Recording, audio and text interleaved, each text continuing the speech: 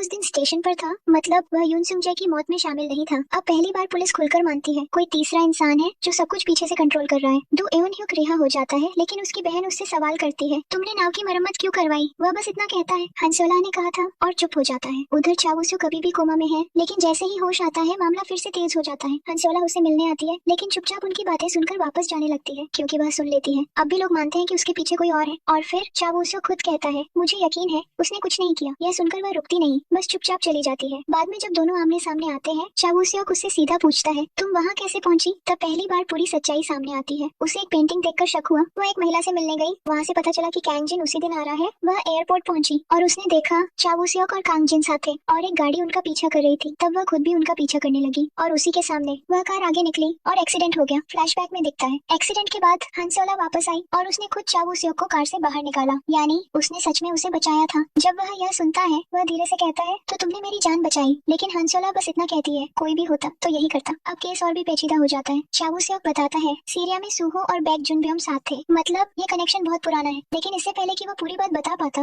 Accident हो गया था। अब सबको इंतजार है कांग जिन के होश में आने का। उधर गोंगजू योंग सीसीटीवी फुटेज से उस कार को ट्रैक कर लेती है जो उनका पीछा कर रही थी, और उसी फुटेज से एक और बात क्लियर हो जाती है, हांसेओला ने बचाने की कोशिश की थी, वह कातिल नहीं, कम से कम उस घटना में। दूसरी तरफ रॉयल ऑक्शन में एक नई चाल चल रही है। एक एग्जीबिशन के दौरान हांसेओला नोटिस करती है कि किम सियो ने स्पेनिश में बात कर रही है। जब वह पूछती है तो किम सियो ने अपना अतीत बताती है। उस पर जालसाजी का आरोप लगा था, कोई साथ नहीं खड़ा हुआ। वह सब छोड़कर विदेश चली गई और वहाँ से खुद को फिर से बनाया। लेकिन यह कहानी सुनकर भी शक खत्म नहीं होता, बल्कि और गहरा हो जाता है। उधर एक और केस जुड़ता है, एक गाड़ी में आग लगने का, जो सीधे आर्ट से जुड़ा है और भारी नुकसान हुआ है। अब चावू सेओक और गोंगजू योंग मिलकर सीसीटीवी चेक करते हैं और आखिरकार उन्हें उस कार का नंबर मिल जाता है और ड्राइवर भी वही आदमी जो पहले फिलिक्स स्टोरेज में भी था। अब पहली बार उनके पास एक असली सस्पेक्ट है। इसी बीच हांसेओला के ऑफिस में एक डिलीवरी आती है, फूलों का एक बुके, और उसे देखते ही वह चौंक जाती है। हांसेओला को जो फूल मिले थे उन पर लिखा होता है हैप्पी बर्थडे, लेकिन ये कोई नॉर्मल गिफ्ट नहीं था। उसके साथ एक फोन भी होता है जिसमें उसकी और सूहो की पुरानी फोटो होती है। वह जैसे ही फोन खोलती है, एक वीडियो चलता है। सूहो कह रहा होता है, मैं मरने जा रहा हूँ और इसकी वजह सिर्फ तुम हो। यह सुनते ही हांसेओला का पूरा अतीत सामने आ जाता है। जब सूहो ने उसे प्रपोज किया था, लेकिन उसने मना कर दिया क्योंकि उसे रॉयल ऑक्शन में काम करना था। फिर सीरिया से उसके कॉल्स, उसकी डेस्परेट आवाज, मैं खुद को मार लूंगा, और हांसेओला का ठंडा जवाब, तुम्हें जो करना है करो। अब साफ है उसकी गिल्ट सिर्फ उसके पेरेंट्स तक सीमित नहीं है, बल्कि हर उस इंसान से जुड़ी है जो उससे प्यार करता था। इसी बीच बैक जुनब्योम एक मेमोरियल पर जाता है और वही फूल वहाँ रखता है, मतलब वही फूल उसने भेजे थे। अब शक और गहरा हो जाता है। उधर चावू सेओक पूरी तरह इन्वेस्टिगेशन मोड में आ जाता है। वह गोंगजू योंग को बताता है उसे बैक जुनब्योम पर शक है। वही शराब उसके पास है जो युनसुंगजे के रेस्टोरेंट में थी। वह सीरिया में सूहो के साथ था और युनजी की मौत के समय भी वही मौजूद था। अब सारे कनेक्शन एक ही इंसान की तरफ जा रहे हैं। दोनों उस गाड़ी को ढूंढते हैं जो उसका पीछा कर रही थी और आखिरकार उन्हें वह गाड़ी मिल जाती है। अंदर से ज्यादा कुछ नहीं मिलता, लेकिन एक छोटा सा क्लू मिलता है, अल्फा टावर, और चावू सेओक तुरंत समझ जाता है ये बैक जुनब्योम की कंपनी की बिल्डिंग है। उधर हांसेओला घर पर अकेली होती है और उसी वक्त चावू सेओक फूल लेकर आता है। वह कैजुअली बिहेव करता है जैसे दोनों डेटिंग कर रहे हो, लेकिन असल में कोई उन्हें देख रहा होता है। दोनों ये बात समझ जाते हैं और एक्ट करना शुरू कर देते हैं। अब ये सिर्फ एक्टिंग नहीं, बल्कि एक ट्रैप है। वह उसे बताती है किसी ने उसे फ्लावर्स और फोन भेजा है, और शक सीधा जाता है बैक जुनब्योम पर। उधर बार में डू यून ह्यूक और बार ओनर बात कर रहे होते हैं। चावू सेओक बताता है जो आदमी उसे फॉलो कर रहा था वह बैक जुनब्योम के लिए काम करता है। अब पजल ऑलमोस्ट क्लियर हो रहा है। तभी चावू सेओक एक रिस्की प्लान बनाता है। वह हांसेओला के नाम पर इंश्योरेंस पॉलिसी लेने की बात करता है, बिल्कुल वैसे ही जैसे उसके एक्स बॉयफ्रेंड्स ने किया था, ताकि किलर फिर से अटैक करे और वह उसे रंगे हाथ पकड़ सके। लेकिन ये सुनकर हांसेओला भड़क जाती है, अगर मैंने तुम्हारा इस्तेमाल किया और तुम मर गए तो? लेकिन चावू सेओक का जवाब साफ है, मुझे फर्क नहीं पड़ता, वह पहले ही दर्द झेल चुका है। अब वह सच जानना चाहता है। दूसरी तरफ कांग जिन को होश आ जाता है और चावू सेओक अपनी बहन का जिक्र करता है, कैसे वह उसे नहीं बचा पाया, उसका गिल्ट अभी भी जिंदा है। हांसेओला उसे समझाती है ये उसकी गलती नहीं थी, और इसी इमोशनल पल में दोनों एक दूसरे के करीब आ जाते हैं और किस कर लेते हैं। लेकिन कहानी यही नहीं रुकती। तभी एक कॉल आता है, कांग जिन होश में आ चुका है। चावू सेओक जल्दी से हॉस्पिटल पहुंचता है क्योंकि कांग जिन को दूसरे वार्ड में शिफ्ट किया गया होता है। वह हांसेओला से कहता है कि तुम यहीं रहो क्योंकि पुलिस को पहले से तुम पर शक है। लेकिन जाते जाते हांसेओला उसे बालकनी से देखती है और किसी को कॉल कर देती है। इधर हॉस्पिटल में एक आदमी चुपके से आता है सीधा कांग जिन के रूम में। वह आईवी ड्रिप में कुछ मिलाता है और बिना आवाज किए निकल जाता है। थोड़ी देर बाद चावू सेओक वहाँ पहुँचता है। उसे शक हो जाता है कि कुछ गड़बड़ है। वह उस आदमी का पीछा करता है, लेकिन वह आदमी उसे नोटिस कर लेता है। हाथ में चाकू लेकर उस पर हमला कर देता है। दोनों के बीच जबरदस्त लड़ाई होती है, लेकिन वह आदमी फिर भी भाग निकलता है। जब चावू सेओक कमरे में वापस आता है तो वहाँ कांग जिन नहीं होता, बल्कि यांगसू होता है जो बेहोश होने का नाटक कर रहा था। असल में यह पूरा एक ट्रैप था। कमरे में छुपा कैमरा लगाया गया था ताकि कातिल को रंगे हाथ पकड़ा जा सके। कैमरे की फुटेज में साफ दिखता है वही आदमी आया था। उसने इंजेक्शन मिलाया। बाद में डस्टबिन से डॉक्टर के कपड़े और इंजेक्शन मिल जाते हैं जिस पर कातिल के फिंगरप्रिंट होते हैं। अब चावू सेओक असली कांग जिन के पास जाता है और उसे बैक जुनब्योम की फोटो दिखाता है। कांग जिन पहचान लेता है, वह और सूहो बहुत करीब थे, भाइयों जैसे। लेकिन सीरिया में हमला हुआ, सूहो वहीं मारा गया और बैक जुनब्योम गायब हो गया। बाद में उसे कोरिया लाया गया, लेकिन फिर उसका कोई पता नहीं चला। साथ ही वह यह भी बताता है सूहो की मौत के पीछे इनडायरेक्टली हांसेओला ही वजह थी, क्योंकि उसने ब्रेकअप के बाद उसकी बात को सीरियस नहीं लिया। दूसरी तरफ बैक जुनब्योम के पास वही पुरानी फोटो होती है, लेकिन वह उसे जला देता है। अब हांसेओला और चावू सेओक साथ में सूहो के मेमोरियल पर पहुंचते हैं। वह वहाँ वही फूल देखती है जो उसके घर आए थे। वह चावू सेओक को वीडियो दिखाती है जहाँ सूहो कह रहा था कि उसकी मौत की वजह वही है। वह टूटकर कहती है उसने उसे सीरियसली नहीं लिया और अब उसे लगता है कि बेक जुनबेओम मुझसे बदला ले रहा है। वह उसे सिर्फ दर्द देना चाहता है और वह यह भी कहती है शायद तुम भी मुझ पर भरोसा नहीं करते, लेकिन चावू सेओक साफ कहता है उसे उस पर भरोसा है। अब अगला कदम सीधा दुश्मन के सामने। हन सेओला खुद बेक जुनबेओम की कंपनी पहुंचती है। उसके बैग में कैमरा लगा होता है और बाहर बैठे चावू सेओक सब कुछ लाइव देख रहा होता है। वह ऑफिस में बैठकर उसका इंतजार करती है, लेकिन उधर बेक जुनबेओम सिक्योरिटी रूम में बैठा होता है और फुटेज डिलीट करवाने का ऑर्डर दे रहा होता है। इसी बीच किसी तरह एक फोटो मिलती है जिसमें वह एक आदमी के साथ कार में बैठा होता है और पुलिस फिंगरप्रिंट से उस आदमी की पहचान कर लेती है। उसका नाम स्युंग हाय है। अब साफ हो जाता है वही आदमी था जो चावू सेओक पर हमला कर रहा था एंड वह बेक जुनबेओम के लिए काम करता है। अब आमना सामना होता है। बेक जुनबेओम खुद हन सेओला के सामने आता है। वह उसे स्टिलर ऑक्शन का इनविटेशन देती है, लेकिन असली सवाल पूछती है तुम मुझे क्यों जानते हो, तुम सीरिया में क्या कर रहे थे, तुम मुझसे क्या चाहते हो, और सबसे बड़ा क्या तुम सूहो की मौत का बदला ले रहे हो। ये सब बाहर बैठा चावू सेओक सुन रहा होता है और जैसे ही बेक जुनबेओम मुस्कुराता है चावू सेओक समझ जाता है हन सेओला खतरे में है और वह तुरंत वहाँ से भागता है। बेक जुनबेओम सीधे हन सेओला से पूछता है क्या तुम्हें लगता है कि मैं अपने दोस्त सूहो की मौत के लिए तुम्हें ब्लेम कर रहा हूँ। फिर खुद ही जवाब देता है असल में मैं देखना चाहता था वो कौन लड़की है जिसकी वजह से मेरा दोस्त मर गया और अब देखकर उसे लगता है तुम्हारे लिए कोई भी मर सकता है। हन सेओला बिना डरे जवाब देती है तो क्या हुआ, क्या तुम मुझसे प्यार करने लगे हो। और इस बार बेक जुनबेओम मना नहीं करता। अगर सूहो मेरा दोस्त नहीं होता तो मैं ना कहता, लेकिन अब मैं हाँ कहूंगा। तभी अचानक फायर अलार्म बज उठता है। आवाज सुनते ही बेक जुनबेओम की हालत बिगड़ जाती है। उसे सीरिया का हमला याद आने लगता है। उसकी सेक्रेटरी उसे संभालती है और वह हन सेओला को वहाँ से जाने के लिए कह देता है। जैसे ही वह बाहर आती है चावू सेओक कैप पहनकर आता है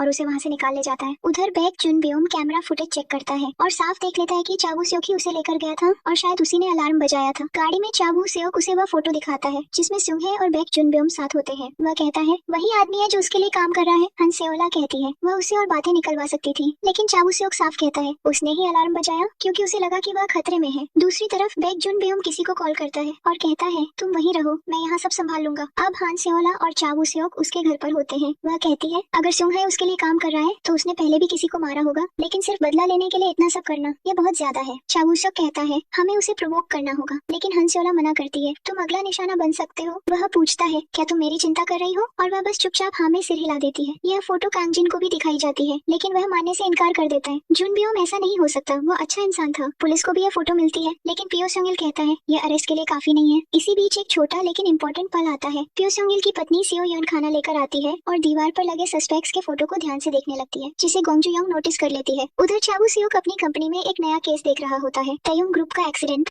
जिसमें 8 पीस ले जा रही गाड़ी क्रैश हो गई और आग लगने से सब जल गया। ये वही केस है जिस पर हन सेओला पहले ध्यान दे चुकी थी। इस केस को देखते ही उसे अपनी बहन की मौत याद आ जाती है। वही पैटर्न, गाड़ी का एक्सीडेंट, इंश्योरेंस मनी, बस फर्क इतना था उसके केस में आग नहीं लगी थी। अब उसे लगने लगता है दोनों केस जुड़े हो सकते हैं। वह तुरंत अपने साथी से कहता है हांसू के बारे में कुछ पता चला, और जवाब आता है किसी ने हाल ही में उसकी जीमेल लॉगिन की थी। अब नया ट्विस्ट, हांसू खुद रॉयल ऑक्शन में आ जाता है लिफ्ट में, और वहीं हन सेओला उसे देख लेती है। अब पता चलता है वह यही स्टाफ के रूप में काम कर रहा है। वह सीधे किम सेओने के पास जाता है। वह उससे कहती है तुम यहाँ क्यों आए हो, मैंने मना किया था। लेकिन हांसू बेखौफ जवाब देता है तयुंग ग्रुप की डील में सफल कर दूंगा, लेकिन मुझे 10% हिस्सा चाहिए। और फिर ठंडे अंदाज में कहता है आपने ही मुझे ऐसा बनाया है। अब वह पार्किंग की तरफ जाता है, गाड़ी में बैठकर निकलने वाला होता है। उसी समय चावू सेओक भी वहाँ पहुँचता है, लेकिन वह उसे देख नहीं पाता। चावू सेओक सीधे हन सेओला के पास आता है और अपने नए इंश्योरेंस केस के बारे में बताता है। वह कहता है यह केस उसकी बहन के केस जैसा ही है और उसे उसकी मदद चाहिए। हन सेओला भी तुरंत समझ जाती है। वह कहती है कि उसने इस केस के बारे में सुना है और एक बात साफ बताती है कोई भी असली आर्ट पीस कभी नहीं जलाया जाता। इसका मतलब साफ है जो जले हैं वो नकली थे। और फिर वह एक बड़ा राज खोलती है। ये सब उसकी बॉस किम सेओनाई कर सकती है, नकली पेंटिंग्स को जलाकर उनकी करोड़ों की इंश्योरेंस मनी लेना, यही उसका खेल है। अब कहानी और पर्सनल हो जाती है। हन सेओला अपने पिता के बारे में बताती है। वह एक आर्टिस्ट थे, उन्होंने पैसों के लिए पेंटिंग बनाई थी, लेकिन लोन शार्क्स ने उन्हें टॉर्चर किया और सबसे बड़ा झटका, उन लोन शार्क्स की बॉस भी किम सेओनाई ही थी। उसने उनके परिवार की पेंटिंग भी छीन ली थी, वही पेंटिंग जिसमें पूरा परिवार साथ था। अब असली वजह सामने आती है। हन सेओला रॉयल ऑक्शन में सिर्फ काम करने नहीं आई थी, वह अपने पिता का नाम साफ करना चाहती थी और किम सेओनाई से बदला लेना चाहती थी। चावू सेओक कहता है अगर उसे एक्सपोज करना है तो असली पेंटिंग चाहिए, और हन सेओला बताती है उसे पता है वह कहाँ है, एक सीक्रेट रूम में जहाँ सिर्फ किम सेओनाई ही जा सकती है। वह कई बार कोशिश कर चुकी है लेकिन अंदर नहीं जा पाई। अब दोनों तय करते हैं यह काम साथ में करेंगे। बाहर से कोई उन्हें देख रहा होता है। यून है उनकी बातें सुनने की कोशिश करता है लेकिन सफल नहीं होता है। वहीं डू यून ह्यूक भी उन्हें साथ देख लेता है। दूसरी तरफ नाई जाकर किम सेओनाई को अपडेट देती है और कहती है कि वह जल्द ही यूनजी जितनी काबिल बन जाएगी, लेकिन जवाब मिलता है मुझे युनजी नहीं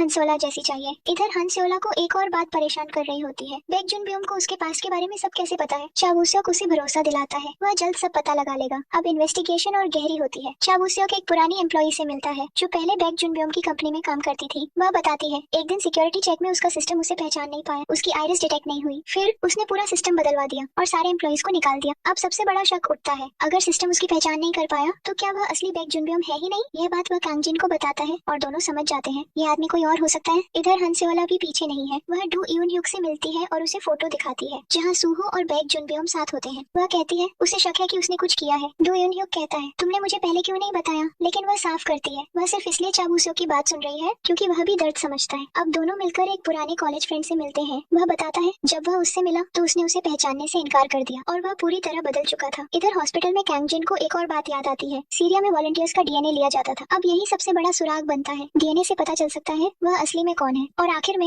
रॉयल ऑक्शन का बड़ा एग्जीबिशन शुरू हो जाता है और वहाँ बैक जुनबियोम खुद पहुंच चुका होता है। चावुस्योक सीधे बैक जुनबियोम के पास आता है और कहता है कांगजिन अभी जिंदा है और तुम्हें याद कर रहा था। लेकिन बैक जुनबियोम मुस्कुराकर जवाब देता है कम से कम कोई तो है जो मुझे मिस करता है। जब चावुस्योक उसे सरेंडर करने को कहता है तो वह हंसते हुए मना कर देता है, उसके पास पहले से लीगल टीम है। उधर हंसोला प्लान के मुताबिक काम कर रही होती है। वह एक विजिटर को पेंटिंग की कहानी बता रही होती है। इसी बीच यून है चुपके से बैक जुनबियोम के पास आती है, उसे शैंपेन देती है, लेकिन जैसे ही वह पीता है उसे झटका लगता है और वह गिर जाता है। उसी मौके का फायदा उठाकर हंसेओला उसके शरीर से इंजेक्शन निकालती है और चुपके से चावुस्योक को दे देती है। चावुस्योक तुरंत वहाँ से निकल जाता है। हमें सैंपल मिल गया। दूसरी तरफ यून है कुछ डॉक्यूमेंट्स भी चुरा लेती है जो किम स्योने की प्रॉपर्टी से जुड़े होते हैं। अब साफ है अंदर ही अंदर कई लोग अपना अपना खेल खेल रहे हैं। इधर फोरेंसिक टीम उस सैंपल की जांच करती है और जो सच सामने आता है वह सब कुछ बदल देता है। बैक जुनबियोम असली जुनबियोम नहीं है, वह असल में सूहो है। अब सीधा सामना हंसोला उससे पूछती है तुम आखिर हो कौन, और वह उसे एक सुनसान जगह ले जाता है। एक घर जो बिल्कुल वैसा ही है जैसा कभी सूहो ने सपना देखा था। जंगल के बीच, बाहर झूला, अंदर वही माहौल। वह कहता है मैंने यह घर तुम्हारे लिए बनाया, और फिर सच्चाई खुद सामने आती है। सीरिया में हमला हुआ, उसका चेहरा पूरी तरह जल गया, लोग उसे पहचान नहीं पाए और गलती से उसे बैक जुनबियोम समझ लिया गया।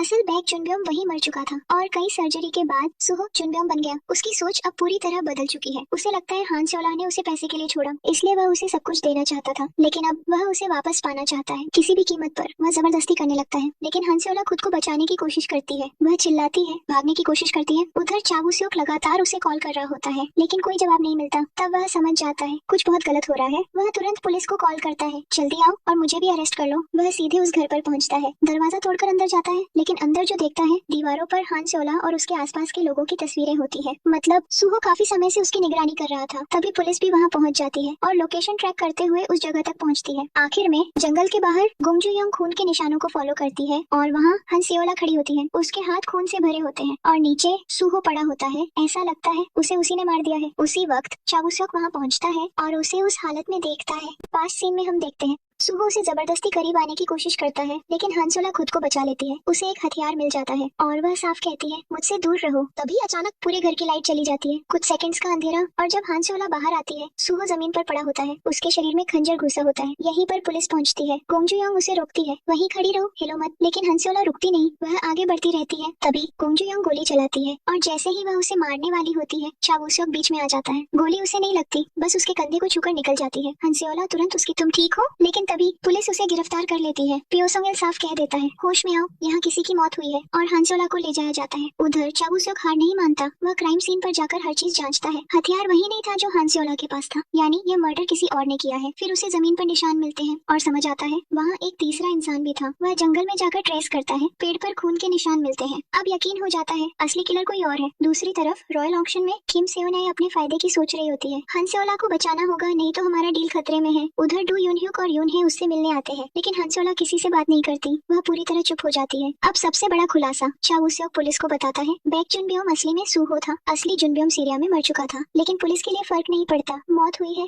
और हमें कातिल चाहिए। आखिरकार चावुस्योक को मौका मिलता है, वह हांसोला से मिलने जाता है। वह धीरे से पूछता है तुम ठीक हो, लेकिन जवाब में हांसोला खुद को ही दोषी ठहरा देती है। वह कहती है सभी लोगों को मैंने मारा, मैंने अपने पेरेंट्स को भी मारा, और अपने कंधे का जला हुआ निशान दिखाती है। लेकिन चावुस्योक समझ जाता है यह सच नहीं है। वह उसके पास आता है, उसका कंधा ढकता है और कहता है, मुझे पता है तुम ऐसा क्यों कर रही हो, तुम मुझे बचाने के लिए झूठ बोल रही हो, तुम अकेली नहीं हो, मैं तुम्हारे साथ हूँ। लेकिन फिर भी हंसियोला उसे दूर कर देती है, मुझे तुमसे कोई बात नहीं करनी, और पुलिस को कहती है इसे यहाँ से ले जाओ। चा वू सियोक बाहर आता है जहाँ गोंग जू योंग खड़ी होती है, वह उसके कंधे को देखती है, लेकिन वह बस इतना कहता है, मैं ठीक हूँ। पुलिस स्टेशन के बाहर चा वू सियोक को मौका मिलता है, लेकिन तभी एक आदमी आता है और पूछता है, हंसियोला कहाँ है, मैं उसका लॉयर हूँ। उधर रॉयल ऑक्शन में हर कोई इसी बारे में बात कर रहा होता है, क्या सच में हंसियोला ने बेक जुनबेओम सूहो को मारा। किसी को असली सच नहीं पता कि जुनबेओम असल में सूहो था, लेकिन सांगमी अब भी उस पर भरोसा करती है, वो ऐसा नहीं कर सकती। लॉयर जब हंसियोला से मिलता है तो उसे एक लेटर देता है, इस्तीफा, कहता है कंपनी छोड़ दो, हम तुम्हें बचा लेंगे। लेकिन हंसियोला बिना सोचे उस लेटर को फाड़ देती है और कहती है, मुझे किसी की जरूरत नहीं, मैं खुद बाहर आ जाऊंगी। इधर चा वू सियोक को फॉरेंसिक से रिपोर्ट मिलती है, पेड़ पर लगा खून सूहो का ही था। इसका मतलब वहाँ तीसरा इंसान था जिसने असली मर्डर किया। यह सुनकर उसे थोड़ी राहत मिलती है। अब पूछताछ में हंसियोला पूरी घटना बताती है, कैसे सूहो उस पर जबरदस्ती कर रहा था, कैसे उसने खुद को बचाने के लिए खंजर उठाया, लेकिन सूहो खुद ही उसके सामने आ गया और खंजर उसकी बॉडी में चला गया। फिर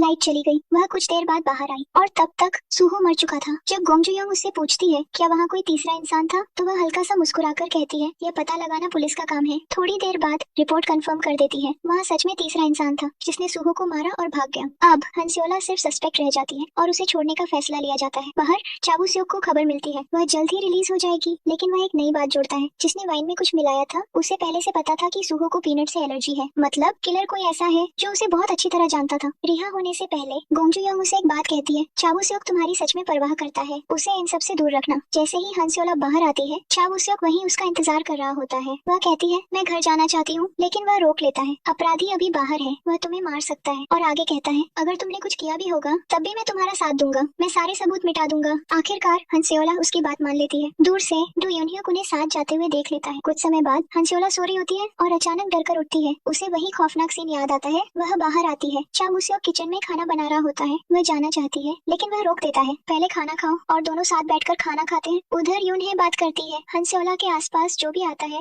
मर जाता है। वह एक पुरानी बात याद दिलाती है, एक लड़के को पीनट एलर्जी थी, उस वक्त हंसियोला ने उसे इंजेक्शन देकर बचाया था, लेकिन डू यूनह्युक कहता है, मुझे कुछ याद नहीं। इधर हंसियोला फिर से घर छोड़ना चाहती है, लेकिन चा वू सियोक साफ मना कर देता है, अपराधी अभी बाहर है, मैं तुम्हें जाने नहीं दूंगा। हंसियोला साफ कह देती है, वह मुझे नहीं मार सकता, वह सिर्फ उन लोगों को मारता है जो मेरे आसपास होते हैं। लेकिन चा वू सियोक उसका हाथ पकड़कर रोकने की कोशिश करता है, वह उसे जाने नहीं देना चाहता। फिर भी हंसियोला उसकी बात नहीं मानती और चली जाती। तभी चा वू सियोक को कॉल आता है, मुझे पता चल गया है कि हंसू कहाँ है। दूसरी तरफ हंसियोला वापस रॉयल ऑक्शन आती है जैसे कुछ हुआ ही नहीं हो। वह स्टाफ से बात करती है, मीटिंग शुरू होने वाली है। फिर किम सियोने से मिलती है, वह उसे गले लगाकर कहती है, मुझे पता है तुमने कुछ नहीं किया, तुम बच जाओगी। लेकिन तभी संगमी आ जाती है और सीधे कहती है, अब तुम यहाँ ऑक्शन नहीं कर सकती, तुम बुसान ब्रांच संभालो। मतलब साफ था उसे साइडलाइन किया जा रहा था। हंसियोला बिना बहस किए मान लेती है, कोई बात नहीं, और बाहर चली जाती है। पीछे से सांगमी माफी मांगती है, लेकिन हंसियोला बस इतना कहती है, तुमने यहाँ बहुत कुछ सीखा है, अब अच्छे से काम करना। अपने ऑफिस में हंसियोला एक डॉक्यूमेंट देख रही होती है, तभी डू यूनह्युक आता है। वह तुरंत उसे छिपा देती है। वह कहती है, मैं कहीं जा रही हूँ। डू एवनह्युक उसे छोड़ने की बात करता है, लेकिन वह मना कर देती है। अब वह पहुँचती है हांसू के पेरेंट्स की पुरानी दुकान पर, अंदर जाने की कोशिश करती है, लेकिन वहाँ कोई नहीं होता। तभी पीछे से डू यूनह्युक आ जाता है। वह पूछता है, तुम यहाँ क्या कर रही हो। हंसियोला उसे प्रॉपर्टी लिस्ट दिखाती है, ये सब किम सियोने की प्रॉपर्टीज है, मुझे लगता है इसमें टयोंग ग्रुप की भी कुछ डील जुड़ी है। डू एवनह्युक मदद करना चाहता है, लेकिन वह साफ मना कर देती है, मैं नहीं चाहती तुम्हें चोट लगे, तुम इन सब से दूर रहो। उधर पुलिस स्टेशन में यूनहे से पूछताछ हो रही होती है, क्योंकि उसी ने इवेंट में ड्रिंक सर्व की थी जिसके बाद सूहो गिर गया था। पुलिस बताती है ड्रिंक में पीनट पाउडर मिला था, लेकिन वह कहती है मुझे कुछ नहीं पता। तभी एक और बड़ा सबूत सामने आता है, सीसीटीवी में दिखता है कि हंसियोला और सूहो के पीछे यूनहे उन्हें फॉलो कर रही थी। अब शक और गहरा हो जाता है, लेकिन फिर भी वह कुछ नहीं बोलती। इधर चा वू सियोक को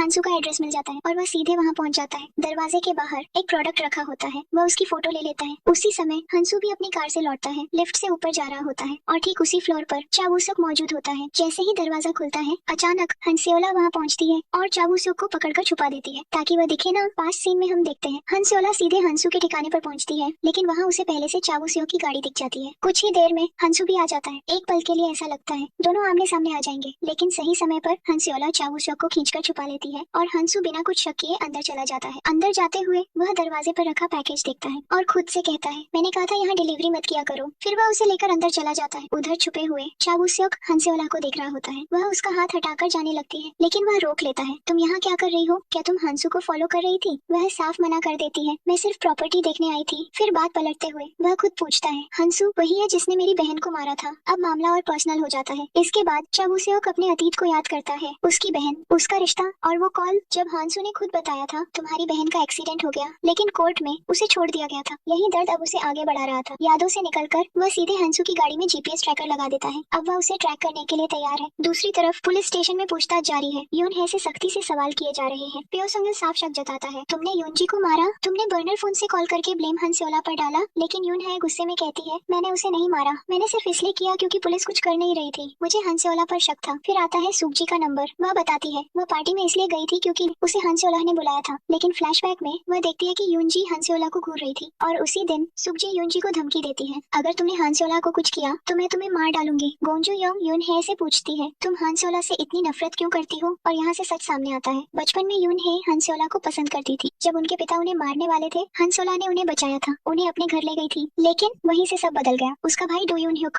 हंसोला को पसंद करने लगा और यही बात यून है के दिल में जलन बन गई। वह कहती है, मुझे कोई दिक्कत नहीं थी लेकिन मेरा भाई सालों से उसी के पीछे है और हंसोला उसे कोई भाव नहीं देती। वह अपना समय बर्बाद कर रहा है और आखिर में मैं सबको दिखाना चाहती हूँ कि हंसोला कैसी है। वह एक विच है जो लोगों को मरवाती है। यून है की बातें डू यून ह्युक सुन लेता है लेकिन वह कुछ कहने के बजाय बस उसे बाहर ले जाता है। बाहर आकर यून है माफी मांगती है, क्या तुम मुझे डांटोगे नहीं? लेकिन डू यून ह्युक शांत रहता है, क्यों डांटूंगा, चलो तुम्हारा पसंदीदा खाना खाते हैं। ये साफ दिखाता है वह अब भी अपनी बहन को समझता है। दूसरी तरफ किम सेओने अपने लॉयर के साथ बैठी होती है। बात सिर्फ एक चीज की है, टिलर पेंटिंग अब किसकी होगी? तभी जयह्युक उसे वही डॉक्यूमेंट दिखाता है जिसमें उसकी सारी प्रॉपर्टीज की लिस्ट होती है और अब किम सेओने समझ जाती है कि कोई उसके खिलाफ खेल खेल रहा है। इधर चावू सियोक की टीम को भी बड़ा झटका लगता है। रिपोर्ट आती है कि सूहो ने मरने से पहले स्टिलर पेंटिंग हंसेओला के नाम कर दी थी जिसकी कीमत करीब 15 बिलियन है। यह सुनकर सब शॉक हो जाते हैं। कैफे में हंसेओला, डो यून ह्युक और सुकजी साथ होते हैं। सुकजी माफी मांगती है, मैंने उस दिन यूनजी को धमकाया था। हंसेओला हल्के से मुस्कुराकर कहती है, कोई बात नहीं, कम से कम कोई तो है जो मेरी तरफ है। जब सुकजी चली जाती है डो यून ह्युक दिल की बात पूछता है, तुमने कहा था मैं तुम्हें पसंद नहीं कर सकता, क्यों? हंसेओला सीधा जवाब देती है, जो भी मेरे करीब आता है मर जाता है। मैं नहीं चाहती तुम्हारे साथ भी ऐसा हो, तुम मेरे सबसे अच्छे दोस्त हो। उधर चावूसुक बार बार उसे कॉल करता है लेकिन वह कॉल नहीं उठाती और यह बात डू यून ह्युक भी नोटिस कर लेता है। पुलिस साइड में गोंजू योंग अब शक करती है डू यून ह्युक हंसोला के लिए कुछ भी कर सकता है और पियो सेओंगेल उसे जांचने का ऑर्डर देता है। पता करो उस दिन वह कहाँ था। स्टूडियो में डू यून ह्युक बताता है वह अपने स्टूडियो में था और उसके पास फोटो प्रूफ भी है। रॉयल ऑक्शन में सांगमी अब नई चीफ ऑक्शनियर बनने वाली है और प्रैक्टिस कर रही होती है। वहीं हंसोला खुद उसकी मदद कर रही होती है लेकिन तभी उसे एक कॉल आता है और उसे पता चलता है सूहो के लोगों ने कंफर्म किया है कि स्टेलर पेंटिंग अब उसके नाम है। उधर गोंजू योंग जाने ही वाली होती है लेकिन कुछ कर्मचारियों की बातें सुनती है। हंसोला को जल्द ही निकाल दिया जाएगा। तभी लिफ्ट खुलती है, सामने चावू सियोक होता है। गोंजू योंग पूछती है, क्या तुम हंसोला से मिलने आए हो? वह टाल देता है, मैं अपने काम से आया हूँ, लेकिन साफ है वह उसी के लिए आया है। कुछ ही देर में वह हंसोला के पास पहुँचता है। वह सीधे पूछती है, क्या तुम स्टिलर पेंटिंग के लिए आए हो? लेकिन चावू सियोक का जवाब अलग होता है, मैं तुमसे मिलने आया हूँ। वह उसे अलग कमरे में ले जाती है जहाँ कोई और नहीं होता और कहती है, तुम ये जानने आए हो ना कि सूहो ने वो पेंटिंग मेरे नाम क्यों की, या फिर मैंने उसे मारकर वो पेंटिंग हासिल की? लेकिन चावू सियोक कुछ भी नहीं पूछता, मुझे बस तुम्हारी याद आ रही थी। हंसेओला फिर वही बात दोहराती है, मेरे पास मत आओ, मेरे आसपास लोग मर जाते हैं। लेकिन इस बार चावू सियोक उसका हाथ पकड़ लेता है और कहता है, तो मुझे बचा लो, तुम मुझे प्रोटेक्ट कर सकती हो। उधर किम सेओने अपने सीक्रेट वॉल्ट में जाती है और पेंटिंग को देखती है। फिर हंसू को कॉल करती है, चलो मिलते हैं। इधर हंसेओला चावू सियोक को एक और राज बताती है, तयुंग ग्रुप की पेंटिंग्स उसी जगह पर छुपी हो सकती है जहाँ उसके साथ वो बड़ा हादसा हुआ था और वह जगह किम सेओन आए के नाम पर है जहाँ कोई आसानी से नहीं जा सकता और हंसू उसी के लिए काम करता है। अब दोनों समझ जाते हैं उनका टारगेट एक ही है और फिर चावू सियोक कहता है, चलो उस पेंटिंग को ढूंढते हैं। दूसरी तरफ किम सेओन सीधे हंसू से मिलती है और आते ही उसे थप्पड़ मार देती है। हंसेओला अब चावू सियोक के साथ मिल गई है, दोनों हमारी पेंटिंग ढूंढ सकते हैं। लेकिन हंसू बिल्कुल शांत रहता है, चिंता मत करो, हमारा आदमी सब संभाल लेगा। और तभी एक अनजान आदमी वहाँ आकर बैठता है लेकिन उसका चेहरा नहीं दिखाया जाता। उधर एक और आदमी किम सेओने की जगह से सारी पेंटिंग्स ट्रांसफर कर रहा होता है। ठीक उसी समय हंसेओला और चावू सियोक वहाँ पहुँचते हैं लेकिन सब कुछ खाली होता है। एक महिला बताती है, पेंटिंग्स अभी अभी यहाँ से हटाई गई है। तभी चावू सियोक को याद आता है, अभी एक ट्रक हमारे सामने से गया था, शायद वही पेंटिंग लेकर गया है, अब टाइम बहुत कम है। चावू सियोक कहता है, अगर पुलिस को पता चल गया कि स्टिलर पेंटिंग तुम्हारे नाम है तो तुम फिर से सस्पेक्ट बन जाओगी। दूसरी तरफ सारी पेंटिंग्स अब किम सेओने के वॉल्ट में पहुंच चुकी हैं और वहाँ डू यून ह्युक छुपकर यह सब देख रहा होता है। अब प्लान बनता है। चावू सियोक हंसेओला को लेकर अपने हैकर दोस्त के पास आता है। वह मजाक में कहता है, तुम दोनों की जोड़ी तो कमाल लग रही है। लेकिन जल्दी ही वह उन्हें वॉल्ट की लोकेशन और सिस्टम समझाता है और तभी हंसेओला को याद आता है कि उसने एक बार किम सेओने का पासवर्ड देख लिया था। अब खेल और दिलचस्प हो जाता है। हंसेओला किम सेओने से मिलने जाती है। किम सेओने मुस्कुराकर कहती है, मुझे पता चला स्टिलर पेंटिंग अब तुम्हारे नाम है। लेकिन हंसेओला कहती है, मैं उसे नहीं ले सकती, वो सूहो का है। किम सेओने जवाब देती है, सब लीगल हो चुका है, तुम्हें कुछ नहीं होगा। फिर वह एक और पेंटिंग दिखाती है जिसे देखकर हंसियोला समझ जाती है ये उसके पिता की पेंटिंग है, लेकिन वह कुछ नहीं कहती, बस शांत रहती है। उधर पुलिस को भी पता चल जाता है स्टिला पेंटिंग अब हंसियोला के नाम है। अब मिशन शुरू। हंसियोला किम सेओने की कार में जीपीएस ट्रैकर लगा देती है और चावू सेओक को बता देती है। हैकर लाइव ट्रैक करने लगता है वह कहाँ जा रही है। अब सबसे रिस्की स्टेप, वॉल्ट के अंदर जाने का फैसला। चावू सेओक खुद जाने की बात करता है लेकिन हंसियोला मना कर देती है। अगर मैं पकड़ी गई तो कुछ नहीं होगा, लेकिन तुम पकड़े गए तो बड़ी समस्या होगी। वह अकेले अंदर जाने का फैसला करती है। चावू सेओक उसे ब्लूटूथ ईयरपीस देता है। अब हंसियोला वॉल्ट के अंदर प्रवेश करती है, पासवर्ड डालती है और जैसे ही अंदर जाती है दरवाजा अपने आप लॉक हो जाता है। उधर किम सेओने को अलर्ट मिलता है किसी ने वॉल्ट एक्सेस किया है। वह तुरंत वापस मुड़ती है। अंदर हंसियोला कई पेंटिंग्स देखती है जिनमें टयुंग ग्रुप की भी होती है। वह सबका वीडियो रिकॉर्ड कर लेती है, लेकिन नेटवर्क नहीं होने की वजह से वह चावू सेओक से संपर्क नहीं कर पाती। बाहर चावू सेओक उसे बचाने की कोशिश करता है, लेकिन एक सिक्योरिटी गार्ड आ जाता है, उसे छुपना पड़ता है। उधर किम सेओने बिल्डिंग में पहुंच चुकी है, लिफ्ट का इंतजार कर रही है और तभी डू यून ह्यूक उसे टकराता है। वह पूछती है तुम यहाँ क्या कर रहे हो। वह जवाब देता है बस थोड़ा काम बाकी था। अंदर हंसियोला बाहर निकलने की कोशिश करती है, पासवर्ड डालती है, लेकिन उसे पता चलता है बाहर जाने का पासवर्ड अलग है। तभी बाहर से कोई पासवर्ड डाल रहा होता है, कोई जो वॉल्ट खोल सकता है। हंसियोला तुरंत छुप जाती है। किम सेओने लिफ्ट में होती है और बाहर डू यून ह्यूक उसे रोक लेता है। क्या तुम कल फ्री हो, हमें तुम्हारी प्रोफाइल के लिए फोटो चाहिए। लेकिन वह गुस्से में कहती है अभी नहीं, बाद में बात करेंगे, क्योंकि उसे जल्दी से अपने वॉल्ट तक पहुंचना था। उधर वॉल्ट के अंदर हंसियोला छुपी होती है। जैसे ही कोई पासवर्ड डालता है वह और भी सावधान हो जाती है, लेकिन अंदर आने वाला कोई और नहीं, चावू सेओक होता है। वह तुरंत उसे बाहर निकालता है, दोनों छुप जाते हैं। तभी किम सेओने वॉल्ट में पहुंचती है। दोनों को लगता है वह उन्हें पकड़ने आई है, लेकिन वह सिर्फ एक हथियार लेने आती है और फिर अंदर चली जाती है। इस मौके का फायदा उठाकर हंसियोला और चावू सेओक वहाँ से निकल जाते हैं। बाहर उनका हैकर दोस्त इंतजार कर रहा होता है। तीनों वहाँ से निकलते हैं और हंसियोला बताती है तयुंग ग्रुप की पेंटिंग वही है और मेरे पिता की पेंटिंग भी, मैं इसे कभी माफ नहीं करूंगी। दूसरी तरफ किम सेओने वॉल्ट में लौटती है, लेकिन वहाँ कुछ नहीं मिलता। वह तुरंत किसी को कॉल करती है, काम जल्दी खत्म करो। स्टिला पेंटिंग का कनेक्शन शुरू होता है, होस्ट बनती है हंसियोला। कुछ पेंटिंग्स की नीलामी के बाद वही पेंटिंग आती है जो उसके पिता की होती है और यही वह सबके सामने सच बोल देती है, यह पेंटिंग मेरे पिता की है, इसे गलत तरीके से लिया गया था। फिर वह वॉल्ट की वीडियो दिखाती है और एक्सपोज करती है नकली पेंटिंग जलाना, इंश्योरेंस फ्रॉड, छुपा हुआ वॉल्ट, पुलिस को इसकी जांच करनी चाहिए। और तुरंत पुलिस वहाँ पहुँच जाती है। चावू सेओक पियो सेओंगिल को लेकर वॉल्ट में जाता है, सबूत दिखाता है। इधर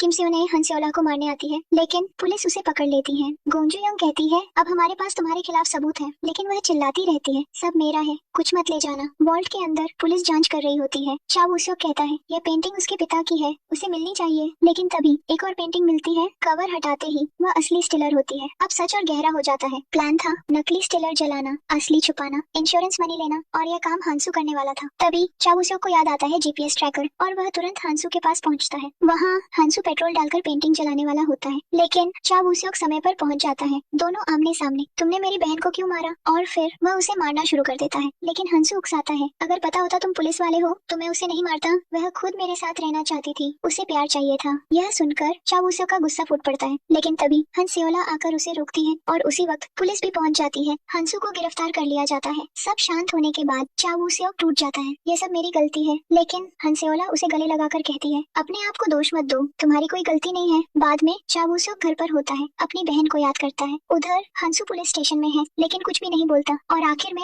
हंसियोला किचन में होती है। चावू सेओक के लिए खाना बना रही होती है। वह कहती है जिसे मैं पसंद करती हूँ उसके लिए अच्छा खाना नहीं बना पाती, लेकिन कोशिश कर सकती हूँ। हंसियोला पहली बार दिल से कुछ करने की कोशिश करती है। वह चावू सेओक के लिए दलिया बनाती है। वह झिझकते हुए कहती है शायद अच्छा ना बना हो, लेकिन जैसे ही चावू सेओक उसे छकता है वह सच में अच्छा होता है और यहीं से दोनों के बीच एक नया रिश्ता बनने लगता है। हंसियोला धीरे से अपने दिल की बात कहती है हम दोनों के साथ जो हुआ वह हमारी जिंदगी का हिस्सा बन चुका है। जब तक हम जिंदा हैं हमें इसे सहना होगा। मैं तुम्हें दूर कर रही थी क्योंकि डर लग रहा था, लेकिन अब मैं भागना नहीं चाहती। चावू सेओक पूछता है अब डर नहीं लगता। वह हल्की मुस्कान के साथ कहती है डर तो अभी भी लगता है, लेकिन इस बार मैं ट्राई करना चाहती हूँ। दूसरी तरफ पुलिस को एक बड़ा सुराग मिलता है, युनजी और किम सेओने की पुरानी चैट्स। फ्लैशबैक में युनजी किम सेओने को ब्लैकमेल कर रही होती है, मुझे हंसियोला की पोजीशन चाहिए। प्रेजेंट में किम सेओने से पूछताछ होती है, लेकिन उसका लॉयर सब कुछ घुमा देता है। वॉल्ट में पेंटिंग रखना कोई क्राइम नहीं, यह इंश्योरेंस और टयुंग ग्रुप की जिम्मेदारी है। और फिर वह पुलिस को धमकाती है तुम्हें नहीं पता तुमने किससे टक्कर ली है। उधर कंपनी में हंसियोला अपने स्टाफ से माफी मांगती है, मेरी वजह से यह सब हुआ,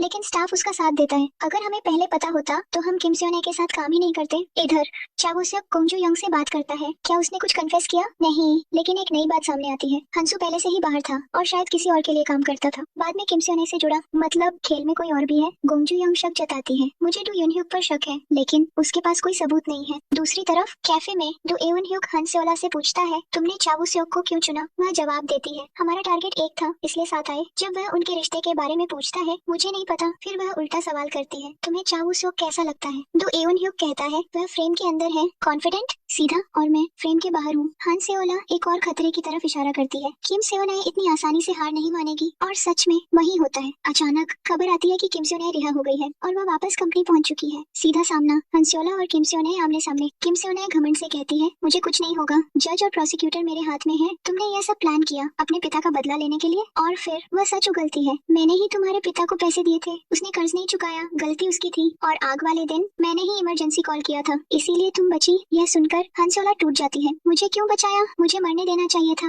लेकिन किम सेओनाई अब भी अहंकार में है, तुम कुछ भी कर लो, मुझे कुछ नहीं होगा। इस पर हन सेओला बस मुस्कुराती है, यह समय बताएगा, और वहाँ से चली जाती है। लेकिन असली खेल अभी बाकी है। किम सेओनाई किसी को कॉल करती है, हंसू जल्द बाहर आ जाएगा, उसे खत्म कर दो, वरना तुम्हारा सीक्रेट हन सेओला को बता दूंगी। और रात में किम सेओनाई अपने वॉल्ट में होती है, तेज म्यूजिक चलाती है और अकेले डांस कर रही होती है, जैसे उसे किसी चीज का डर ही ना हो। दूसरी तरफ चावू सेओक बार बार वही सीसीटीवी फुटेज देख रहा होता है। जिस दिन सूहो की मौत हुई थी उस दिन डू यून ह्यूक अपने स्टूडियो में मौजूद था। कम से कम ऊपर से तो यही दिख रहा था। सुबह हन सेओला लिफ्ट के सामने खड़ी होती है, जैसे कोई बड़ा फैसला लेने जा रही हो। डू यून ह्यूक आता है और पूछता है, कहाँ जा रही हो? वह शांत स्वर में जवाब देती है, किम सेओनाई के पास, शायद मुझे अपनी जॉब छोड़ देनी चाहिए। यह सुनकर डू यून ह्यूक तुरंत कह देता है, तो मैं भी छोड़ दूंगा। वह उसे रोकने की कोशिश करती है, लेकिन वह नहीं मानता। दोनों ऑफिस पहुंचते हैं, लेकिन वहाँ कुछ अजीब लगता है। म्यूजिक इंस्ट्रूमेंट्स टूटे हुए, चीजें बिखरी हुई, एक अजीब सा सन्नाटा। हन सेओला सीधे वॉल्ट के अंदर जाती है और जो देखती है, किम सेओनाई ने फांसी लगा ली है। इसके बाद पुलिस आती है, जांच शुरू होती है। लैपटॉप पर एक सुसाइड नोट भी मिलता है। सब कुछ ऐसा लगता है जैसे यह एक साफ सुथरा आत्महत्या का केस हो, लेकिन हन सेओला को यकीन नहीं होता।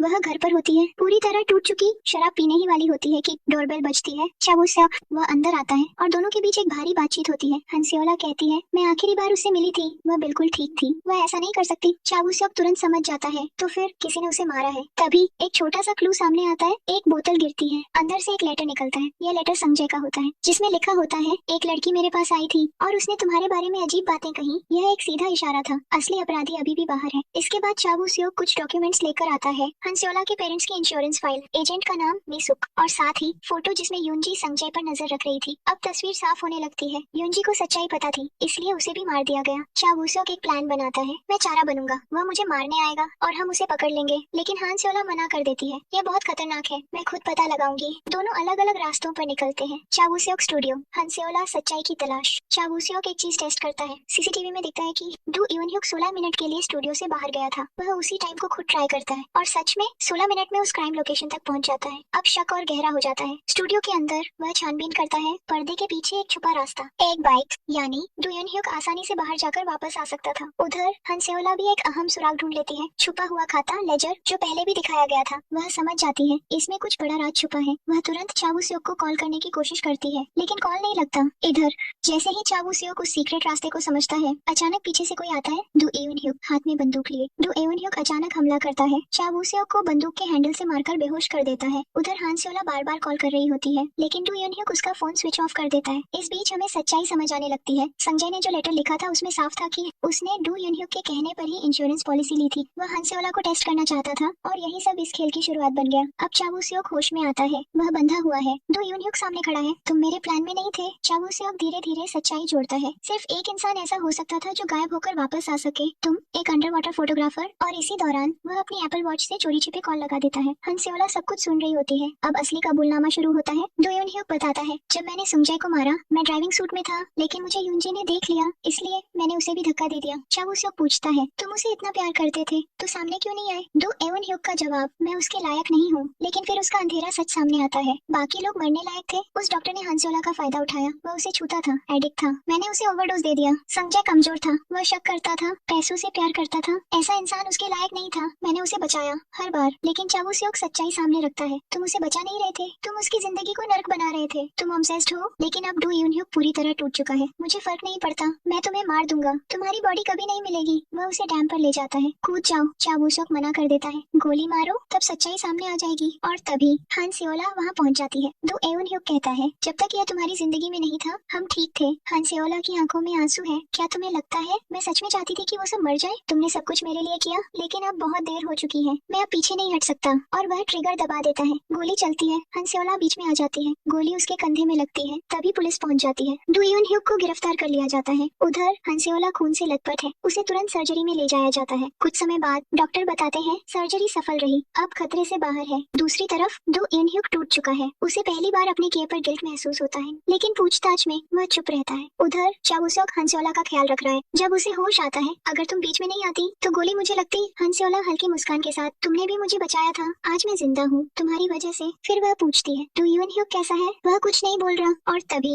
हंसियोला एक फैसला लेती है, मैं उससे मिलना चाहती हूँ, वह मेरे सामने सच बोलेगा, मुझे जानना है उसने ऐसा क्यों किया। वह खुद को पुलिस के हवाले कर देती है। पुलिस स्टेशन में चावुसोक और हंसियोला पहुंचते हैं और जैसे ही डू यून ह्यूक उसे देखता है, उसकी आंखों में पहली बार बेचैनी दिखाई देती है। उसे यहाँ क्यों लाए हो? गोंजू यंग बताती है इसने खुद सरेंडर किया है और कह रही है कि सारे मर्डर उसी ने किए हैं। लेकिन ये सुनते ही डू यून ह्यूक घबरा जाता है, नहीं सब मैंने किया है, मैं कबूल करूंगा। पियो सोंगेल आता है और स्थिति समझता है। हंसियोला साफ कहती है मुझे उससे आमने सामने बात करनी है, तभी वह सच बोलेगा। लेकिन तभी खबर आती है डू यून ह्यूक सब कुछ कबूल करने को तैयार है, बस एक शर्त पर, हंसियोला को छोड़ दिया जाए। पूछताछ में तुम्हें कैसे पता चला कि बेकजुन बेओम ही सुहो है? डू यून ह्यूक बताता है मैंने उसे फॉलो किया, उसका घर देखा, उसकी मुस्कान, उसका ड्रीम हाउस, सब कुछ सुहो जैसा था। कंफर्म करने के लिए मैंने ही ड्रिंक में पीनट पाउडर मिलाया। जिस तरह उसने रिएक्ट किया मुझे यकीन हो गया। उस रात मैं बाइक से गया, लाइट काट दी, वह नीचे आया, हमारे बीच हाथापाई हुई और मैंने उसे मार दिया। वह मर्डर नहीं था, मैं हंसियोला को बचा रहा था। फिर सवाल आता है तुमने किम स्योने को क्यों मारा? वह तुम्हें पैसे क्यों देती थी? डू यून ह्यूक सच बताता है वह मेरे नाम का इस्तेमाल करती थी आर्ट ट्रांजैक्शन के लिए, इसलिए मैंने उसे भी मार दिया। लेकिन चावुसोक समझ जाता है यह सब पूरा सच नहीं बता रहा। हंसियोला भी वही महसूस करती है, हाँ ये कुछ छुपा रहा है। वह उससे मिलने जाती है लेकिन डू यून ह्यूक साफ मना कर देता है, इसे यहाँ से ले जाओ, मैं सब कबूल कर चुका हूँ, इसे कुछ नहीं पता।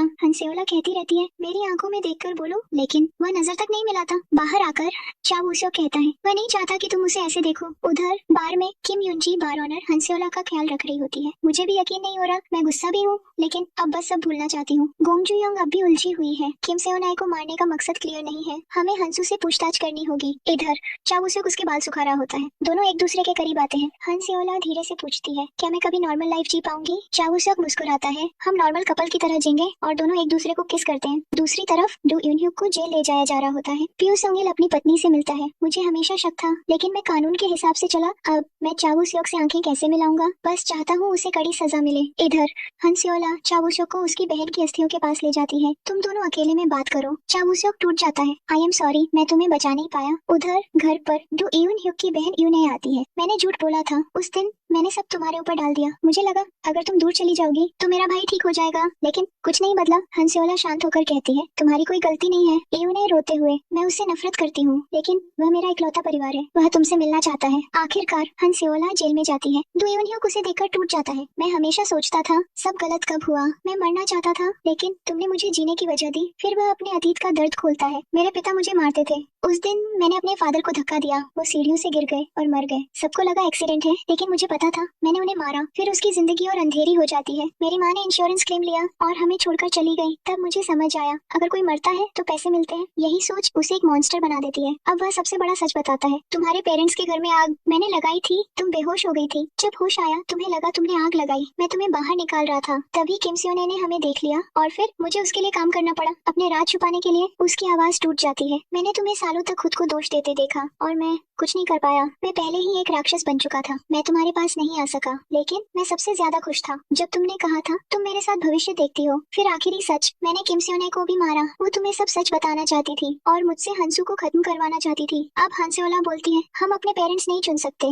लेकिन हम अपनी जिंदगी का रास्ता चुन सकते हैं, तुम्हारे पास मौके थे लेकिन तुमने वही रास्ता चुना। डू यून ह्यूक टूटकर कहता है मैं बहुत गहराई में डूब चुका था, वापस नहीं आ सकता था। अब हंसियोला आखिरी बार उसे देखती है, अब कभी मेरा नाम मत लेना, और वहाँ से चली जाती है। बाहर चावुसोक खड़ा होता है, हंसियोला उसकी बाहों में टूटकर रो पड़ती है। कुछ समय बाद खबर आती है डू यून ह्यूक ने जेल में खुदकुशी कर ली, एक रस्सी और एक अधूरी जिंदगी, लेकिन कहानी यही खत्म नहीं होती। नई शुरुआत लाइफ इंश्योरेंस कंपनी की तरफ से अनाथ बच्चों के लिए आर्ट थेरेपी क्लासेस शुरू होती है और इन्हें सिखा रही है हंसियोला। वह बच्चों से कहती है तुम कुछ भी ड्रॉ कर सकते हो जो तुम्हें उम्मीद दे। एक बच्ची चेरिन जिसके शरीर पर बर्न मार्क्स हैं, वह चुपचाप ड्रॉ कर रही होती है। हंसियोला मुस्कुराकर कहती है मेरे पास भी निशान है, ये मेरे पास्ट का हिस्सा है लेकिन मैंने इन्हें अपनी आर्ट में बदल दिया। शायद तुम भी एक दिन आर्टिस्ट बनो। बच्ची मुस्कुराती है, हंसियोला भी मुस्कुराती है और दूर खड़ा चावूसोक ये सब देख रहा होता है। शायद पहली बार जिंदगी थोड़ी शांत और थोड़ी ठीक लग रही है। चावूसोक अब बाकी लोगों को ट्रेनिंग दे रहा होता है, कैसे पहचाने कि कोई इंश्योरेंस क्लेम असली है या फ्रॉड। यानी जो कभी केस सॉल्व करता था अब दूसरों को सिखा रहा है। तभी प्योसयोंगिल उससे मिलने आता है। हंसू को 15 साल की सजा हो गई है, मैं तुमसे माफी मांगना चाहता था। चावूसोक हल्के से मुस्कुराता है, थैंक यू, और दोनों के बीच की दूरी अब खत्म हो जाती है। फिर एक नया केस, नई शुरुआत। घर पर हंसियोला खाना बना रही होती है और चावूसोक ढेर सारे फ्रूट्स और सामान लेकर आता है। दोनों की मुस्कान में अब सुकून है। फिर वो एक छोटा सा बॉक्स निकालता है। रिंग, मैं तुम्हें कुछ देना चाहता हूँ। लेकिन हंसियोला धीरे से कहती है, मैं आर्ट थेरेपी के लिए बाहर जा रही हूँ, अभी इसे एक्सेप्ट नहीं कर सकती। चावूसोक बिना झिझक, तो मैं इंतजार करूंगा या तुम्हारे साथ चलूंगा, बस तुम्हें खुश रखना चाहता हूँ। और यही दोनों दिल से एक दूसरे को अपना लेते हैं। एक तरह से उनकी एंगेजमेंट हो जाती है। हंसियोला हल्के से कहती है, मैं तुमसे पूछना चाहती थी लेकिन लगा ये सेल्फिश होगा।